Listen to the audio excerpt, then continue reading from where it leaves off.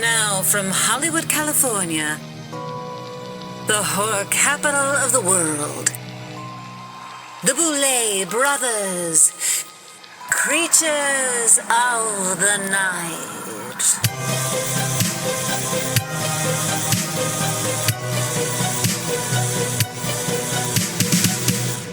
Welcome to Boulet Manor, my fellow creatures of the night, on this cold winter night.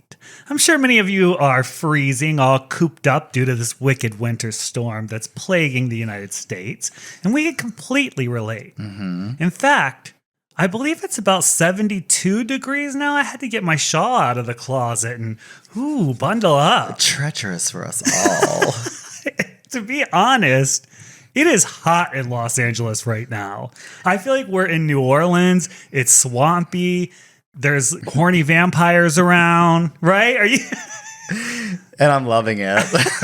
It's like, careful what you wish for. Our mind has absolutely been entrenched in everything. Interview with the Vampire, Anne Rice, AMC, New Orleans, the violence, the seduction, the glamour, and maybe we've manifested a little bit of that in the temperature right here in LA. It's very possible. So tonight is a big night for all members of the Junior Mints Movie Club because we're going to be talking about 2 new horror releases as well as episodes 4, 5, and 6 of Anne Rice's Interview with the Vampire series on AMC. Ooh, just chew on that for a minute because that's quite a bit of content from the horror world. I like to call this an impromptu junior mini mint movie club review because it's not going to take up the bulk of the episode, but we did want to include it because we went to the movies a bunch. We saw some cool films, and of course we came home and brushed up on the Interview with the Vampire episode. So let's talk about it all. So is TV counts as Junior Mints, right? Even though it's Junior Mints Movie Club. Do we have to expand it to Junior Mints Movie and TV Club? It just doesn't have the right sound, zing, pizzazz. No, that's a hard no. It's movie club, and when we say movie, we could mean film or television. All right. So if you don't like it, well, just don't listen. See, here's what we're talking about. So if you haven't seen these movies and you don't want to hear a quick recap and review of them, skip this part. But we're going to be discussing Sam Raimi's Send Help and also Iron Lung. Mm-hmm. Let's start with Send Help because that's the order in which we went to go see them. And we went with David Dastmalchian. This was a night of the vampires out at the movie theater, and it was fun. Like, what a fun night. Anyway, so Sam Raimi directed this. The overview, there's an office underling named Linda Little and her insufferable boss, Bradley Preston, survive a plane crash on a deserted island and must attempt to survive. Only survival becomes a twisted psychological battle of power and revenge. All right. So when I first heard that Sam Raimi was directing this, I was confused. Yeah, because really? I was like, this is like a weird beach comedy. I'm like, what? Okay, but after you saw I saw tons of violence, jump scares, good scares too. There were a couple of moments that I thought were very him, and I was like, okay, I get it now. It's still a little weird to think. Was it like, didn't Danny Elfman score it too? Yeah. And it was like, I was like, what? This is so epic for a beach comedy horror. But the way that you're saying it, though, that paints the wrong picture. I wouldn't call this or more like a real life Survivor episode trapped on a desert island. It's kind of like that too. Yeah, I mean the hog scene where Linda Little kills the hog, the boar was pretty. That's when I was like, okay, I see what movie we're in now. Yeah, the blood splatter, the vomit later, the jump scare with the ghoul. I'm like, oh, Sam Raimi is making me squirm in the way that Sam Raimi does, in the way that we all love. So did you enjoy the movie? Yeah, I thought it was really fun. I think it gets great reviews across the board from audiences as well as like IMDb and Rotten Tomatoes, and it also gets 2 claws way up, I believe, from the Junior Mints Movie Club review because we both had a great time at this movie. It was nice and light because remember we saw Send Help on one night and we saw Iron Lung the next night, and I'm so glad that we did not see Iron Lung the first night because I was just it was a heavy day and I was in a mood for something kind of light. Yeah, and Send Help was the perfect. It was sort of perfect. And that. Rachel McAdams, I thought she delivered. She looked she looked in a way that we've not really seen her in many other movies, because it's not like she's hot. I mean, she's very attractive. Right. And I think a lot of her characters exude that, but she's mousy and, air quotes, weak until they get to the island, where the tables sort of turn and her hidden superpowers sort of come out, and she's like a wild animal. It's interesting. You're made to feel bad for her when she's in the office, because you're like, oh, poor nerd. Like, she has all the great ideas and she's smart and she does all the work. But guess what, everybody? If you want to get ahead in life, that's not enough. Spoiler alert, it's not, right? Like it's sad. The world does not reward knowledge and talent and wisdom. All right. So you got to have knowledge, talent, and wisdom, but you also got to look cute, and you got to be able to charm people. That's a big part of it. Yeah. It's not just filth, horror, and glamour. It's also cunning and cutthroat. Like you need that in life too. People don't get it. That's honestly, I feel like we reiterate that on the Boulet Brothers Dragula, but it goes over people's head. But I really mean it. I'm like, if any of you bitches are going to try to make it in Hollywood, you'd better learn how to play the game, because it might not be fair, but nothing about life is fair. So get ready. Yeah. So I think overall, like I said earlier, we are just going to be kind of like brushing on all of these different movie titles and the TV shows, because there's a lot to cover on this episode. But in a nutshell, Drac and I and David, we all really enjoyed Sam Raimi's Send Help. I think it deserves all of the positive reviews that it received. It's super fun. There are some scares to it. It's a little silly, kind of in the way I think the tone that Doctor Strange and the Multiverse of Madness, where you're kind of watching one kind of movie and then you get that Sam Raimi horror serving. And I think in similar ways, Send Help is this one kind of like, oh, like the poor nerd, oh, the tables are flipping, and it's kind of comedic, but there's still that underlying edge of horror in a Sam Raimi style, and it's very fun. The spoiler about, and I'm not going to spoil it because it's too fun, about how she's getting the food in the end made a lot more sense to me. I was that.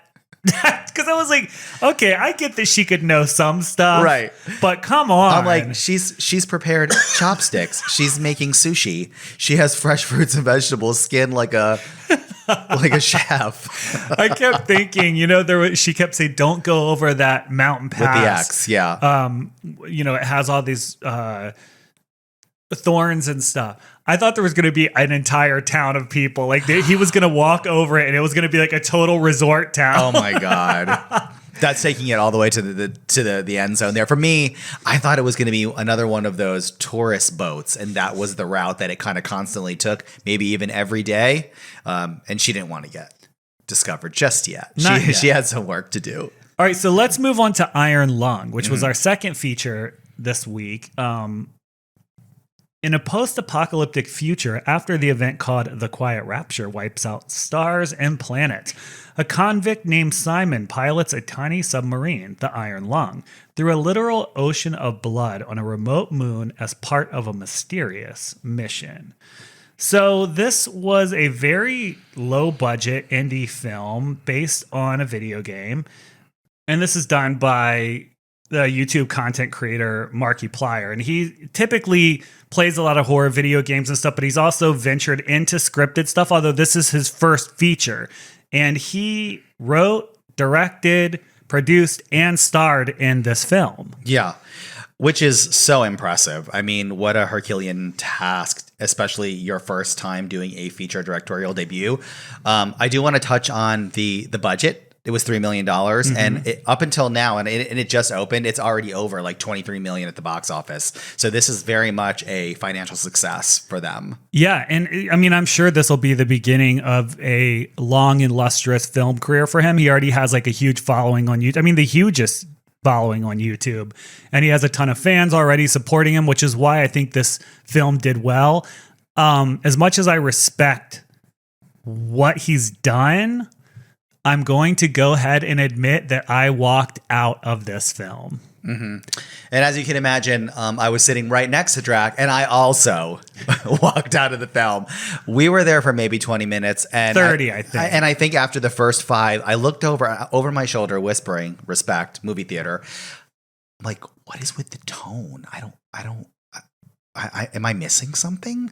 And it really felt like I was until we left, because we went into this theater and into this showing of Iron Lung completely blind. What we call, it's a blind viewing. We didn't know anything about the movie. We didn't know who made it. We didn't know the storyline, and we just went in because we had heard it through friends. And I'm like, I saw the movie poster, and I'm like, this is kind of cool. Oh, Ocean of Blood, like, got my attention. I want to see it.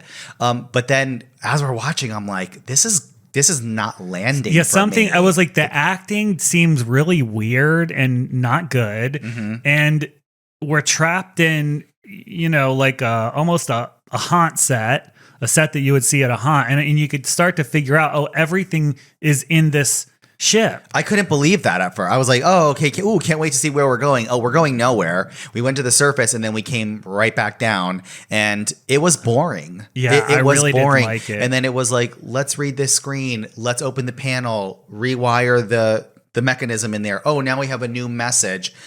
Hit the camera button. And later, fast forward, after we had gotten home and we were kind of like looking into Iron Lung as a film, it's like, it was based on a video game. And then it all clicked in. I mean, this is exactly, it felt like a video game. It very much did. It felt like I was playing Silent Hill or something. They're like, okay, here's your hands. Now look in the wall of the computer. You have to find this ball and jack and put it together and solve the puzzle. And I was like, I'm not doing this. This is a headache. I'm not doing any of that. I'm like, this is just getting on my nerves. I did not like it. I mean, look, I totally respect this guy for building his own empire. That's very parallel with what we do. Mm-hmm. It just didn't appeal to me. Obviously, it appealed to a lot of people. He has a lot of fans that went and watched it. I don't know if they liked it or not, but regardless, it made a lot of money. So get ready to see another movie from him in the near future. Hey, I can't. He'll probably buy Netflix or something. Yeah, I don't know, some YouTube person. I can't put any dirt on his name because we have our own version of that. And I'm sure some people look at Dragula and they don't get it. Oh, sure. It's so over their head and so sideways and just subversive and crazy. They're like, but it's like, get ready, girls. Get ready for a lot more seasons of the show because we're making money and people are watching. Not everything is for everybody. Let's just leave it at that. We'll be right back.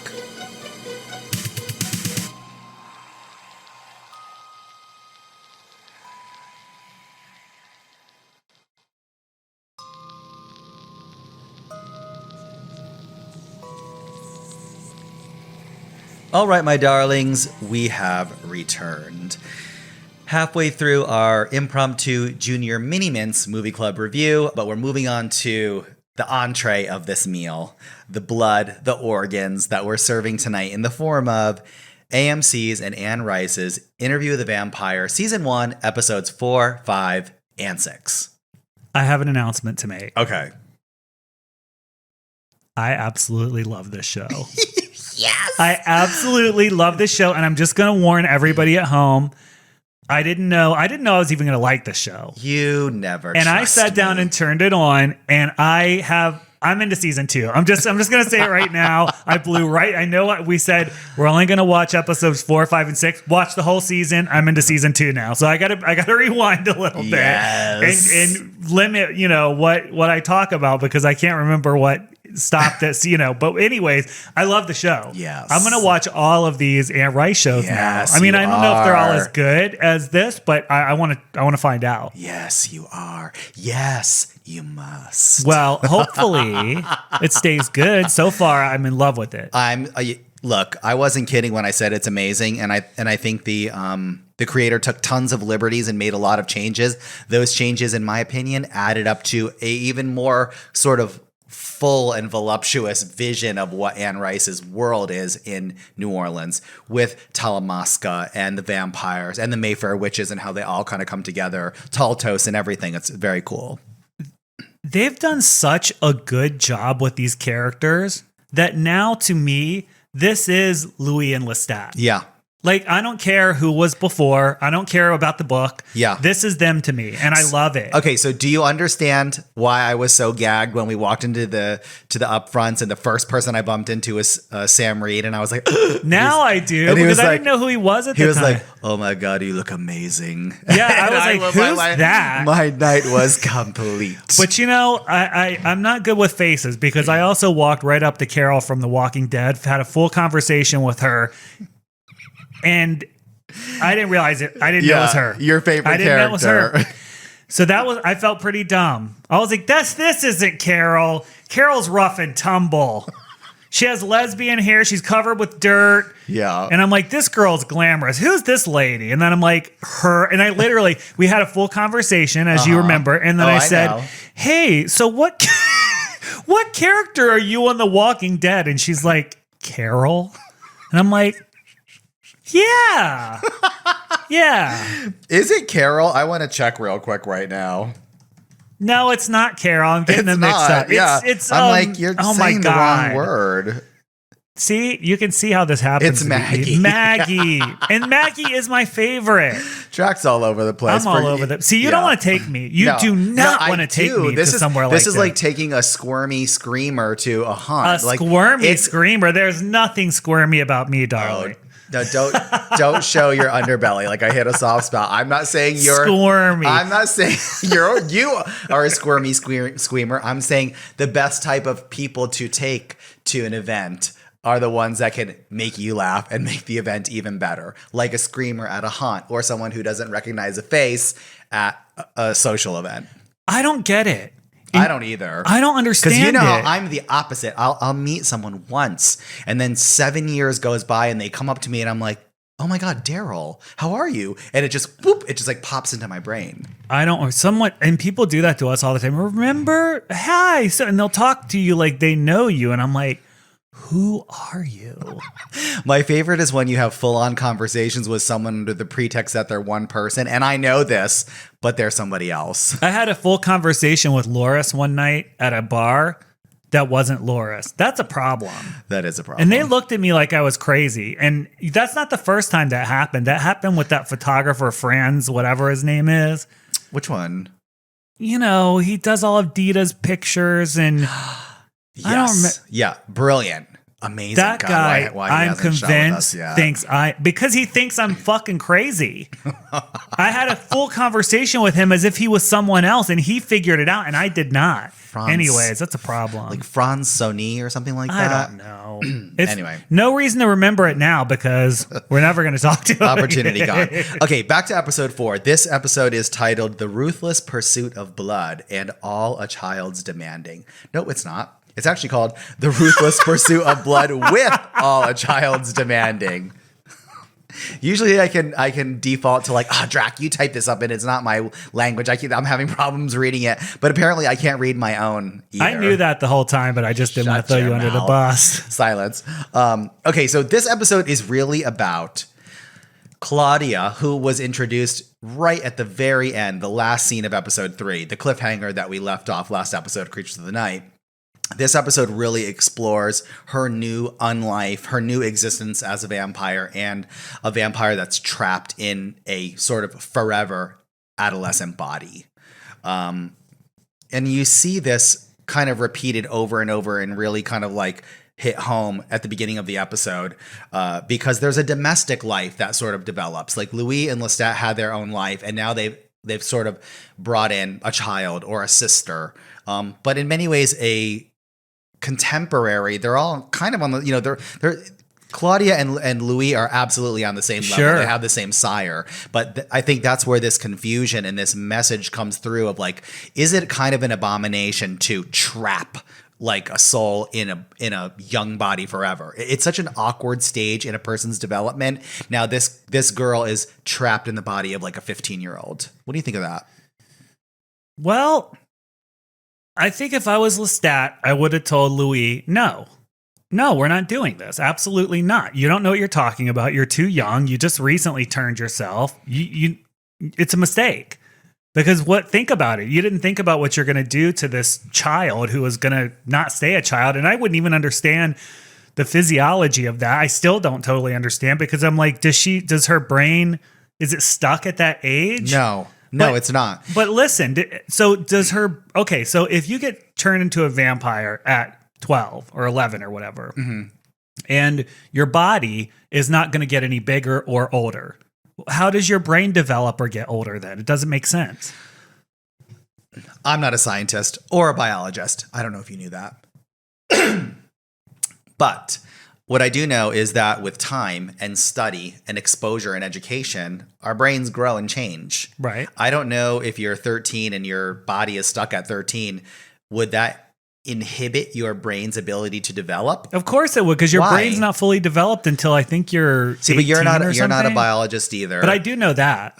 That's true. I think that's questionable. Well, look it up. It's not questionable. I'm telling you for sure. I know it's a fact. Well, in the world of Anne Rice and vampires, it doesn't matter. Like their brain can develop and does, because you see it. You see it through these episodes where she gets better at controlling her emotions. She learns from her experiences trying to run away from New Orleans, and a lot of not so nice things happen to her. The chess game, which we'll get to, is sort of a great example of her developing strategies and maneuvering and subterfuge. Like she does learn. Do you think that maybe, I thought about this, do you think maybe she has the capacity to learn more, which she does? She reads, she learns, she develops cunning and strategy. Yeah. But is it maxed out, right? Like because she's still very petty and petulant. And I wonder if that's part of the biology that she will never get over. And Lestat is not super old either. No, he is like 400 or 500 years. No, I mean his body. Oh, his body. He was turned when he was young too. Yeah, but so, I think like 30. Well, just blow up my whole thing. I'm asking, do you think... Look, you're right often, but you're not right tonight. Well, you're not listening to me. I'm saying, do you think that that's why she's sort of bratty and petulant? Can we just put a pin in that? Let's choose to put a pin in that, because I bring it up later where I think we might see this differently, and I think that'll make for an interesting discussion. But right now where we are is we're learning that Claudia really sees herself as trapped in an adolescent body. And you see this. She's vulgar in one of her first outbursts. She's like, you have each other. Who's going to fuck me? She's thinking about developing. She's thinking about the right things. I mean, her mind is on the D, and maybe it's on the V too. I don't know. Who knows? You turn me into a vampire and nobody's going to have sex with me? You turn me into an Anne Rice vampire. A gorgeous. Who only has... I live to have sex and no one's going to have sex with me? That is bad. No. And in that case, Louis is worse than Lestat, actually, because he's the one that insisted on trapping her in that form. And it was very irresponsible. Well, she goes on to try to develop her own sense of like older self. She creates a diary that becomes the voice of the narrator for these episodes. We really explore the world of Anne Rice and the world of Interview the Vampire through Claudia's diary and her voice, which I thought was kind of an interesting choice. I like that too. But there is this other episode where she comes down down the stairs of the flat and out onto the street, and she's dressed. It feels like it's like the 20s or 30s. It's kind of a flapper with pearls and a little side hat and a fur, and she's feeling herself. She's like, I'm a woman, and I'm going to go out in the world and act like a woman. And with her powers to hear the thoughts of others, there's some girls across the street, and it's like they're laughing at her. It's like, oh, it looks like she fell into her mama's closet. She's out playing dress up, and I think it crushes her a little bit. Of course. I felt really bad for her in that moment. She doesn't feel like a child anymore. She wouldn't be if her life was, natural. Yeah. So it makes sense. She's out there basically trying to live an adult life, and she has a first love. We see her kind of get seduced and sort of attracted to this guy, Charlie, and they're going out on dates, and she's trying to have like an adult kind of life experience, and she ends up having sex with the Charlie, this person that she loves, and accidentally kills him. Flop. Way to go, Claudia. What did you think of that? Because I don't remember everything about the original books. I don't know if that was in the books. Well, take everything I say with a grain of salt, because I'm going to reveal something. I don't like Claudia. I don't like her in this story. I don't like her around. I am Team Lestat. I feel like I would be Lestat, and I'm like, get out of here. You're annoying. Like, everything you do puts us in danger. I don't even understand why he insisted that we turned you in the first place. So I love that you're saying that, because I think you're giving voice to like the conflicts of the book. Like right. This is like sort of like the weird love triangle. It's a domestic relationship between Lestat and Louis. They're very different type of creatures. Louis needs something to love and care for and be tender. They turn Claudia, and it turns out, in my opinion, Claudia and Lestat are like two sides of the same coin. See, I disagree with that. I think they're both sort of violent with their prey. They're aggressive and cutting with words. They are spiteful. They're plotting. They're manipulative. I think they have tons of similarity. I just think she is misdirecting her anger at Lestat, because Lestat, it wasn't his idea to turn her, it was Louis. So if she has a problem with saying, I'm trapped in this body and all this, look at him, because I didn't want to turn you, he did. It's his fault. And I also, remember when she accidentally kills her boyfriend, or that guy that you're talking to, Charlie, and Lestat forces her to watch his body burn. Yeah. I would have done the same thing. Yes, I could so see you because do I'm that. like, listen, kid, like you need to understand that the shit you're doing can put us in danger, and I'm going to force you to watch this because you need to never do this again. Yeah, and that comes up again in another episode that we'll talk about, where Claudia's actions, her carelessness, and just kind of like young recklessness puts them in danger, puts the safety of New Orleans in danger. So it's funny that you brought that up, because I could easily see you sort of reacting the same way, and kind of, I think people see that. I think some people could see that as a cruel way for her to be forced to deal with the Charlie cadaver. But in her quiet moments, she begins to plot escaping New Orleans. Traitorous little shrew.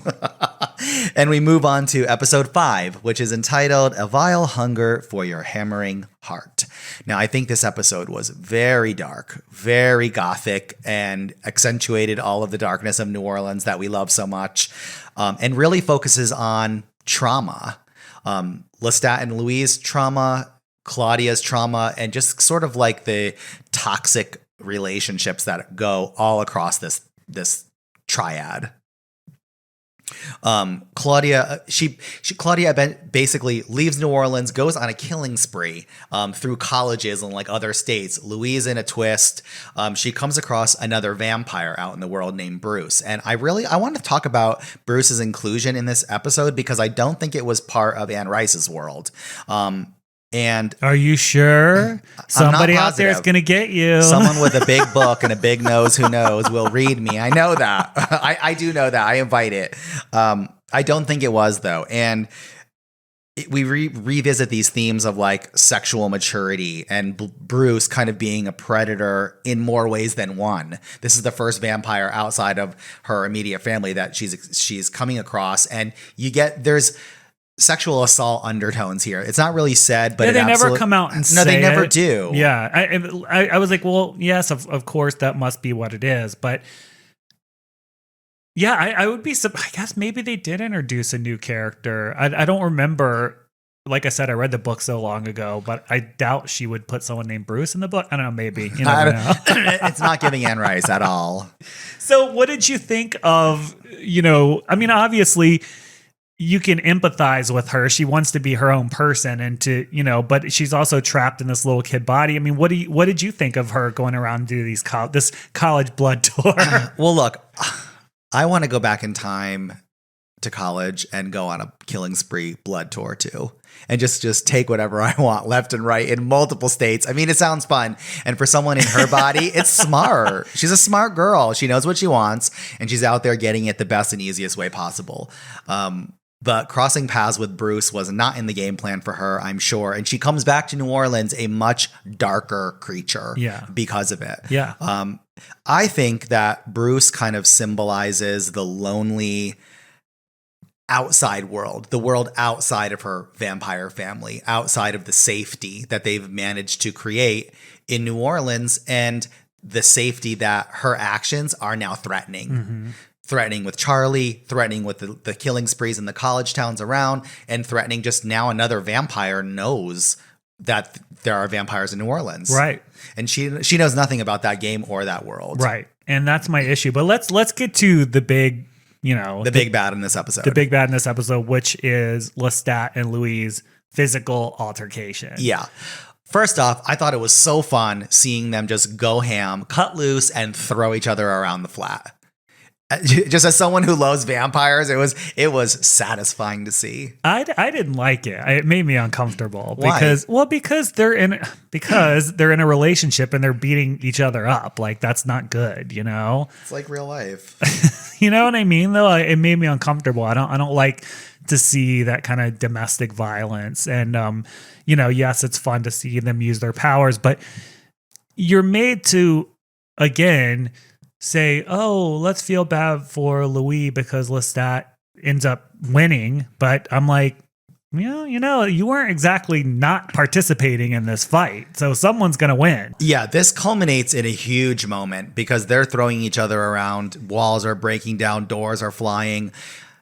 It was connected with Claudia's disappearance and her return and her being like really changed. And I think it just disrupted there is no more domestic bliss. Like, it's all dysfunction. Yeah. And Lestat grabs Louis and flies 1,000 feet up in the air, makes him basically admit that he doesn't love him, that Louis does not love Lestat, and he lets him go. Literally just like, then get out of my life. And he plummets to the ground and crashes and breaks. But what do you think about Lestat and the ability to fly? Was he hiding it? Was it that they never asked? Did they not ask the right questions? Is it a game? Or do you think he always kind of wants to have like an ace in his back pocket?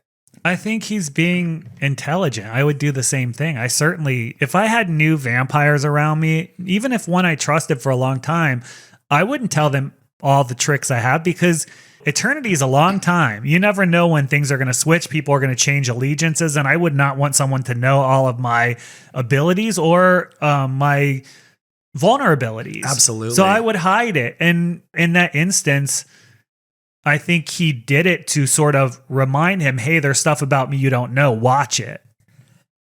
And on that, I totally agree with you. I think as a vampire who's been around for hundreds and hundreds of years, way longer than these two combined, you do have to know how to survive. And maybe not showing all of your cards in one game is the way you beat the people around you. I can understand people being like, oh my God, how do you're taking his side and all these things. It's under this pretext. They're establishing a world here. And in this world, it's sort of established that vampires are a part of the food chain, right? And yes. Survival and human beings. And just, I'm looking at everything through that lens. So through that lens, if I was a vampire and I was the main one, mm-hmm. I would be very hard on the ones around me because they could put us in danger. So yeah, I do empathize with Lestat. The part that I don't is the betrayal. When he says, "Oh, I'm not hooking up with this woman, but I actually am." She's dead. Part, no, she's not. That part I don't like. I don't like that whole thing. But he's kind of a bastard. You need to get into that because that is his character. He's a petulant bastard. I disagree, but I love him for that. When I say it, I think maybe you take it as an attack on his character, but that's part of his character that I absolutely love. And I think he's so true to himself throughout. He has no choice. And that's why I think he's very similar to Claudia. They're kind of two sides of the same coin.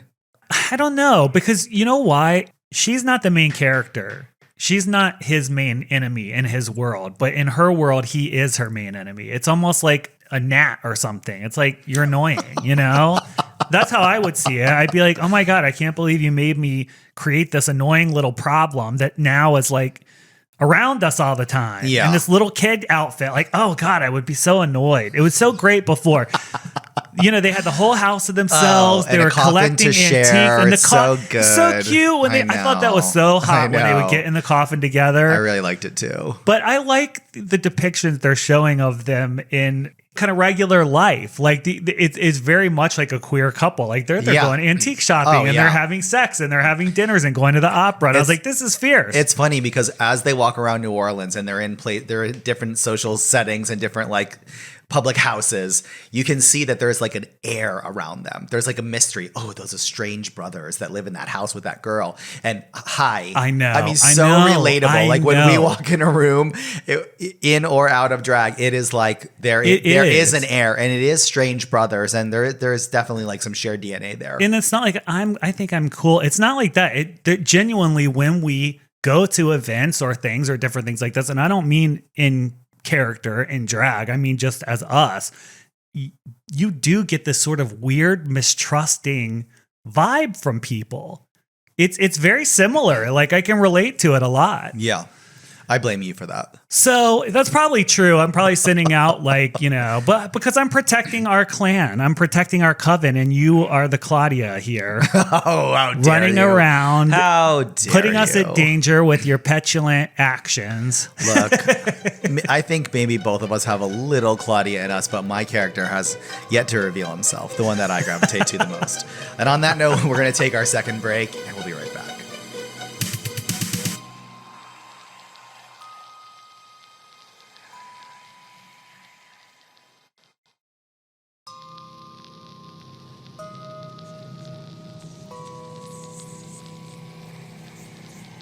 All right, my little ugly creatures of the night. We are moving on to episode 6 of Interview the Vampire, Like Angels Put in Hell by God. And we're getting very close to the finale here. I thought when we started this, there were actually 8 episodes, but there's 7. Right. Because, and on the AMC app, it just had episode 8. Is actually season 2, episode 1. Mm-hmm. So so there's only 7, and I didn't know that either. So we can either decide to devote next episode to just the finale, or we can use it as let's have a finale of the first season and also the premiere of season 2. I like that. Let's do that. Let's do like episode 7 and then S2 episode 1 and 2. So we'll do 3 episodes. 3 episodes. Yeah, okay. I think so. That works. Although a lot happens in the finale, and it's it's an incredible episode, and what a great way to end the season. But here we are on episode 6. For a good portion of the beginning, it's basically Lestat trying to beg his way back into the house because he just crushed Louis, and of course Claudia's pissed, and he's went blind for like 5 weeks. He couldn't breathe. He couldn't move. Like he really, really tore him up. Yeah. Well. He didn't roll him in a carpet and throw him in the garbage, at least. But anyways, we'll get to that later. And we see over and over again, like Lestat and Claudia locked in this poisonous relationship. We learn that they've been playing chess kind of in their downtime for years. And Lestat always wins. As he should. But Claudia does not give up. And she continues to come back to the table over and over and over. And this is just kind of exemplifying their constant struggle. It's never peaceful. When the two of them are together, it's chess pieces moving around, literally. Like, okay, let's say that were us, right? Yeah. And that was your little kid, baby thing, whatever. Mm-hmm. And she was just like a total wretch to me all the time and made our life hell. Yeah. Don't you think it's fair that we should kill her? Right? Like, we're like, this didn't work. This was admitted. This was an experiment that did not work. Kill her. So now imagine if the tables were flipped. Like, let's say I met you and you had a little creature that lived with you that absolutely hated me. You'd have to deal with it. And made my life a hell. So I would have to deal with it, but you don't. Because you would have to deal with it if this creature predated you. Only. Oh, how convenient. But that's true. How convenient. If you asked me to make this thing for you and I was like, okay, but I made her and she's rotted. It's a tragedy. Get over it. He caused the fire. He caused the death of her entire family. So it was the one thing that he could do to control and try to make something good out of a horror that he. Well, what about the mom? Why didn't he? I mean, he killed her too. You know, like he killed everybody in the town. So what? But she was alive and on death's door. So this was the one thing. It was salvation in a way for him. But it turns out like it gets It's a theme that's repeated, I think, through this whole series that immortality as a trap. Like it's not salvation. It's a prison. Yeah, I think she would have been better off dead. To be honest with you, it doesn't seem like a fun way to live. Yeah. And she says that. She's like, why didn't you let me live? I could have done this. I could have done that. Like, he could have just pulled her out of there and took her to the hospital. Like, he didn't turn her into a vampire. I think the way that they showed it was that he pulled her out and she was barely alive. Oh. Yeah, it was now or never kind of thing. That's what I took it as. That makes sense. I like the actress. I do wish she was a little younger. Because when I think of Claudia, I think of the way she looked in the books and the graphic novel, in the comic book. She looked like Ilyana Rasputin from X-Men. She had like a little bangs, like with long white hair, but she was small. She was only like 8 or 9. Yeah, she was much younger in the books, and that was jarring when like Kirsten Dunst came on screen. I'm like, I see what they're doing, but this is not the Claudia of my fantasy. For the first film, for the Tom Cruise one. I'm like, and I guess it's just because the role is so demanding. You can't really cast a child because they don't have like the emotional scope to play a character like that. But, you know, it definitely takes you out of the fantasy. Let's remember from Poltergeist, okay? That was a very young actress and she did a great job and she could have been Claudia. You think so? You don't? Her lines were very goo goo gaga to me. What? She wasn't a baby.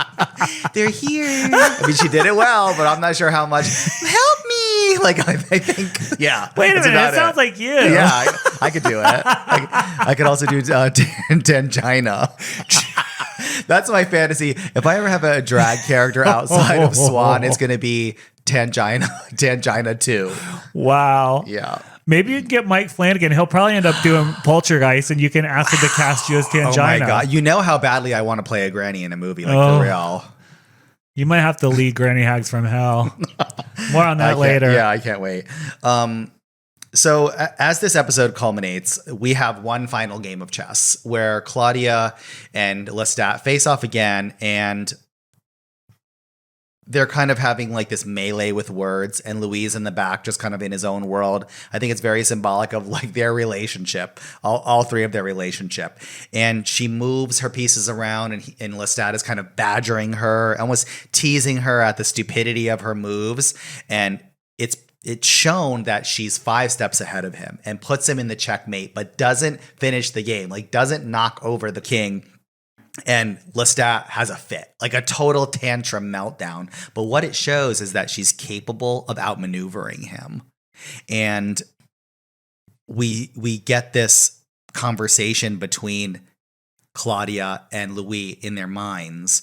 And she shares with him that her plan is to kill Lestat. And not only that Louis wants him dead too, and he just hasn't realized it yet. Right then and there, he crossed the line. That was bad. That was foul. Bad. That was foul. Very bad. Very foul. Yeah. Like patricide, like killing your dad. Really, you know, they're lovers, but that's your maker. You know how I am with like family and blood. Like, you don't do that. You don't do that. Yeah, I don't know. Like I said, I just think they should have thrown Claudia into the incinerator, but whatever. Like, can't you get a cat? Could you turn a vampire into a cat into a vampire in this world? I don't know. Could you? That would be fucking cool. There you go. Get a Maine Coon and turn it into a vampire. That'll be your pet. Amazing.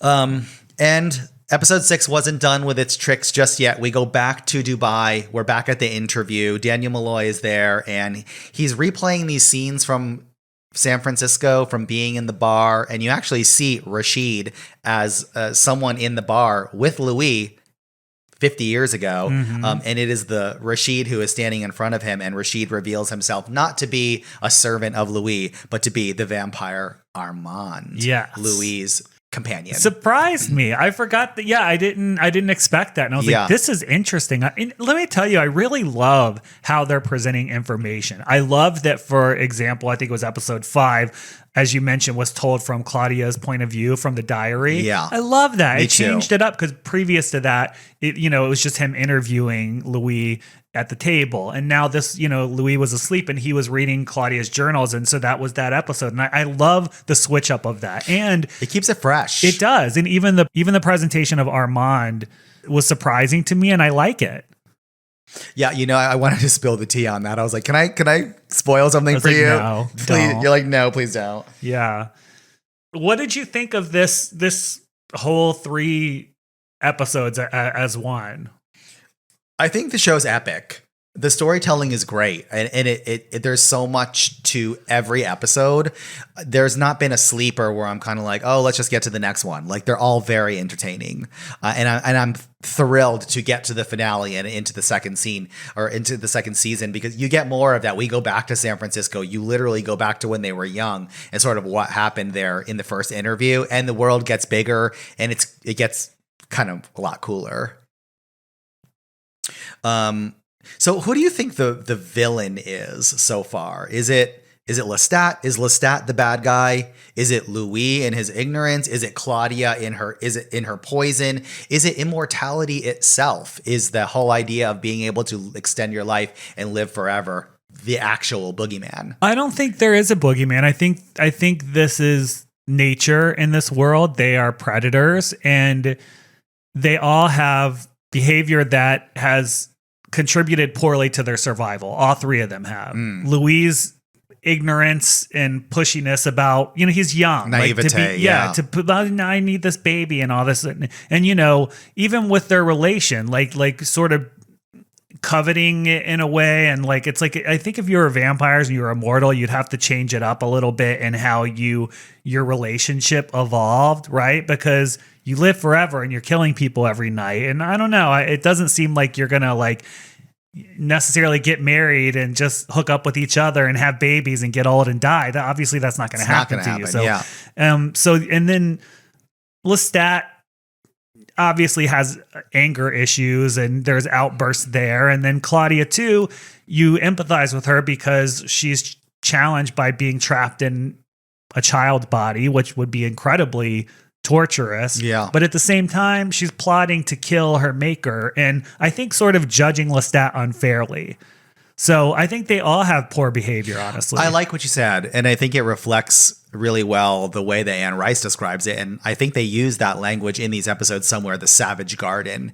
It's the world that they live in. They are like animals. They're at the top of the food chain. They are all predators, and they have skills and powers that make their survival much easier. But then they have these human kind of flaws that make their survival more difficult, and definitely getting along with each other, sometimes almost impossible. So taking a couple of steps back, do you think in context of this world that eternal life looks seductive, like something you would want? Absolutely.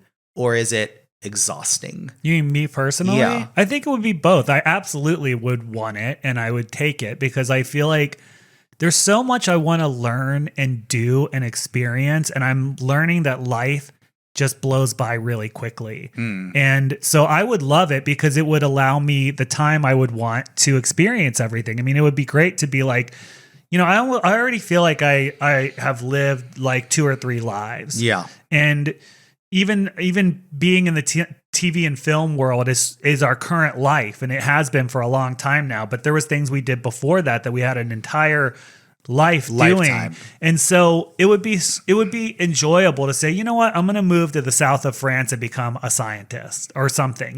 Just something, live a completely different life, and I think that would be interesting. And then maybe at the end you could do something where you contribute positively to society in your final chapter to make up for all the things that you've done, all the blood, all the murder. I'm going to say this for myself. I think it's absolutely seductive. I don't think it would be exhausting. And you know how I am. Like, I kind of fall in and out of love so easily with so many things. And I'm also incredibly detached, even though I'm empathetic. I can keep things in boxes. So I think one of the big challenges would be to accept that the things that you love die away. The world changes around you, but you stay kind of the same. You might be smarter, you might be a little bit more powerful, but you're still you as the world decays around you. But I think I'm kind of like uniquely just suited for that. Yeah. I would be so ready for that.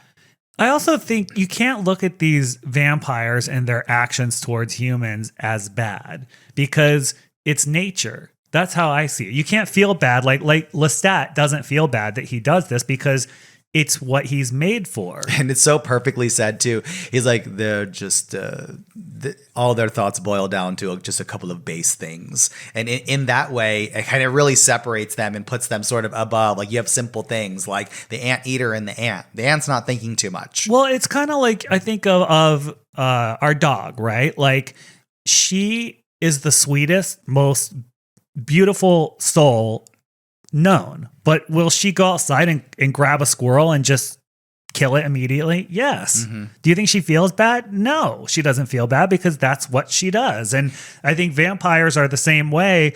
You got to look at them. It's like, does a disease feel bad that it kills people? No, that's its job. So, I don't know. It's a different way to look at it. Interesting. And it'll be interesting to move on to the finale and the first 2 episodes of the second season next week. So yeah, everyone write that down, go watch it. Now, if you jump ahead like we did and just go tear all the way through season 2, that's fine. But write down what happened in each episode so you can follow along with us. That's right. And I think we're just going to move on to a couple of listener questions that we had in the inbox tonight. I'm exhausted from all these reviews. I can only answer a few questions tonight. Agreed. All right. Our first question is from Troy from Philadelphia. Troy says, I have recently gotten into the Real Housewives franchise and obsessed with Salt Lake City. They need to cut us a check. Bravo needs to cut us a check because we are bringing them eyeballs. I know. I am also a huge fan of the Traitors. My question is, which of the Salt Lake City housewives would you love to see on the Traitors one day? Well, considering I'm drinking a Diet Coke, I'd have to go with someone who lives a much different life than all of the other girls. And I'm going to say Lisa Barlow. I mean, she'd be good at it because I feel like she's already playing a game of the Traitors on this show. Kind of, she's right? She's like, she is so full of it. And she can turn on the waterwork. I think she's actually a very wounded person, but she can turn on those, with those sad emotions, on and off. She's giving narcissist. Yeah. She's giving narcissist, no accountability. She tries to want to seem like she has a perfect life. She thinks she's elevated above everyone. I mean, these are classic, She's giving faithful, but she's actually a traitor. I would like to see. Now, Bronwyn would be going. I was going to say, you allow me to answer, please. Okay, thank you. Yeah, allow me to answer. Bronwyn would be my choice, but I'd love to see Mary on there because I don't know what would happen. Oh, that's a good one. They'd be afraid of her because she somehow makes people afraid of her. You're like, oh, that girl's going to snap on me. I'm not messing with her. But if Whitney was actually Whitney, traitor, please. She might actually make it to the end. You know who's the biggest traitor? Inbred. Heather is the biggest traitor. And by the way, she would actually probably be amazing. I'm not calling her inbred. Mary called her inbred. Yeah. And Heather laughed at it, so she must like it. Exactly. So I'm just repeating what Mary said, and Heather already okayed. I think she'd be good because she's manipulative as hell. Oh, totally. And she knows exactly what she's doing. She knows how to show up and play the game. What happened to that one girl? There was that one. What was her name? She was almost going to be on there, and then Angie She had K. parties. Yeah. No, yeah. Angie K's on. It's Angie. Yeah, Angie. Something else. Yeah, the other Angie. Yeah, what happened there? Remember her husband was shady and made a fake Reddit and attacked him and they confronted him about it? I don't think they were ready for it. They couldn't do it. I think so. I think I heard somewhere one of her children got a long-term illness and she said, I'm not going to do this. I know. So hopefully. That's terrible. Yeah, but she would have been good too. Yeah. Anyway, so I think that answers the question. And I'll give you our P.O. box after the credits roll so you can, Bravo can send us our check. Another message from Pennsylvania. Alyssa from Pennsylvania writes, I've got 2 questions. If a fan brought something edible, fully sealed of course, to give to y'all on the tour, would you try some? And number 2, is Ian ever coming back to the podcast? Well, let's start with, because these are actually 2 questions about snacks. So the snack about the tour. Food is something that people generally steer away from. On occasion, we've been known to eat it. There was someone that came from a local bakery the last tour. And when I tell you these were the most beautiful, unbelievable cookies that were photorealistic portraits of us and these Dragula icons. And they looked so great. We ate them. Well, we didn't eat them for a while because they were so beautiful. But then I was like, well, they're going to rot. Yeah. So we looked at them for a long time in our cabin and then we ate them. There was a cake that the entire crew and the cast ate one night. It was a big, beautiful cake. And everyone was so hungry after the show that we all devoured it. We were all like, who the hell would bring us a fucking cake? Look at this. Look at that cake. damn, that cake looks good. So would you eat this cake? Yeah. You know, and then all of a sudden everyone's we all knew we were going to die. Like we just assumed we were like, I know that we're going to die from this, but we just could not resist. So we ate it and we didn't die, thankfully. But no, I would not eat anything. Please do not bring food or baked goods or a jar of jelly you made or anything like that, because, you know, it's nothing against anybody, but obviously we can't do that. I mean, there are some crazy people out there. One day we'll tell you guys about all the craziness that we have to deal with, and it's dark. And just no.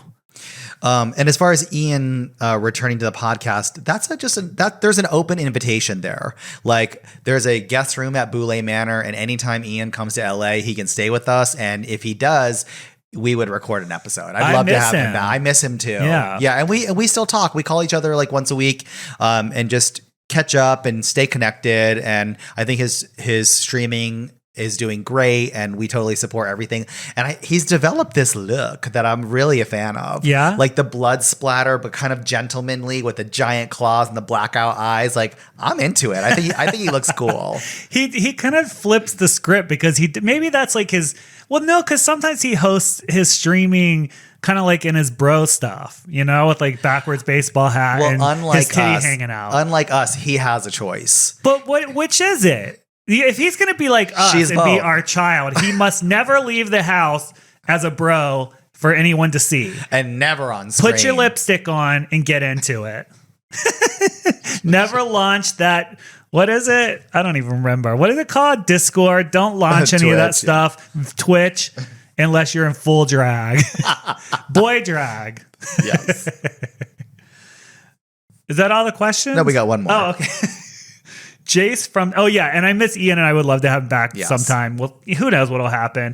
Jace from Seattle asks, y'all have clocked, medium pun intended. What? I'm confused. Hold on. Y'all have clocked, medium pun intended. I don't know what that means. Blood on the Clock Tower a number of times on the podcast and wanted to ask, what is each of your favorite roles in the game of each type that you've either played or experienced? Okay, so I'm going to talk first. Just hold your snout. I know you sucked in all the air because you're about to take over, but just hold on. Fuck. Fuck her. Just be quiet. Okay, my turn. All right. I hate all the characters. I hate all the characters. They suck. They're not fun. None of them are fun.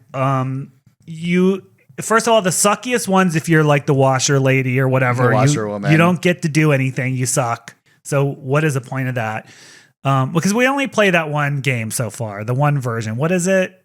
A Trouble Brewing. Yeah, that's the only one we play. We try to play the other one, and Brian, it's just crazy. We're not doing that. So Trouble Brewing.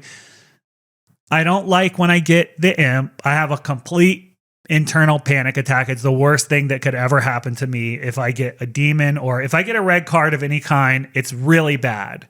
And, you know, the main reason is I can't hide it. And everybody knows it, and I'm sick of it. What happens to you, Drac? Tell them. Tell the listeners. So when I get an evil card and someone questions me, I turn red and I can't hide it. And it doesn't, and actually when people accuse me of it and I'm not it, I also turn red, right? Yes.